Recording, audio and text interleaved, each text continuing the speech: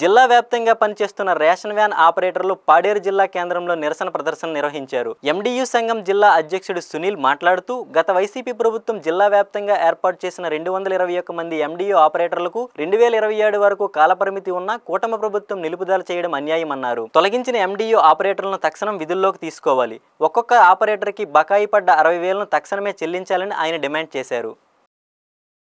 జిల్లా మేము ఎండియు ఆపరేటర్లుగా 2021 నుండి జూన్ నెల నుండి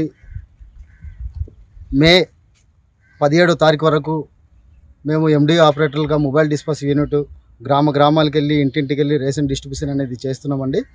మాకు రాష్ట్ర ప్రభుత్వం ఈ నెల 20 తారీఖున కేబినెట్లో చర్చించి కనీసం మాకు ఇంటిమేషన్ కూడా లేకుండా డ్యూటీ 17వ తారీఖున మేము ముగించుకున్నాక 20 తారీఖున మీకు విధుల నుండి తొలగిస్తున్నాం, జూన్ 1 నుండి యథావిధిగా రేషన్ షాపుల్లో డిస్ట్రిబ్యూషన్ చేస్తామని ప్రకటన అయితే ఇవ్వడం జరిగింది.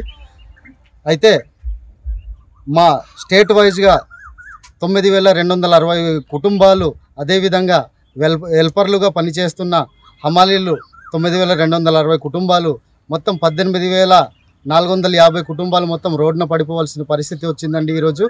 అలాగే అల్లూరి సీతారామరాజు జిల్లాలో గిరిజన ప్రాంతంలో డ్యూటీ చేస్తున్న ఎండియు ఆపరేటర్లుగా పనిచేస్తున్న 221 మంది ఈరోజు రోడ్డు మీద పడిపోవాల్సిన పరిస్థితి వచ్చింది.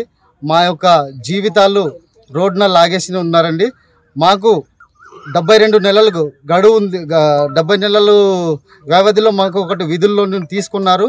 ఈరోజు 20 నెలలు ఇంకా గడువు ఉండగానే మాకు ఈ యొక్క విధుల్లో నుండి తొలగిస్తున్నామని తెలియపరిచి ఉన్నారు. ఎట్టి పరిస్థితుల్లో అలా జరగడానికి వీల్లేదు. ఖచ్చితంగా మాకు ప్రభుత్వం ఈ ఆలోచన మరి పునరాలోచన చేసుకొని యథావిధిగా మా యొక్క మేము చేస్తున్న ఉద్యోగాలు కొనసాగించే విధంగా ముందుకు తీసుకెళ్లాలని కోరుచున్నాను. నా పేరు సునీల్, అల్లూరి సీతారామరాజు జిల్లా ప్రెసిడెంట్గా, ఎండి యూనియన్ ప్రెసిడెంట్గా పనిచేస్తున్నానండి.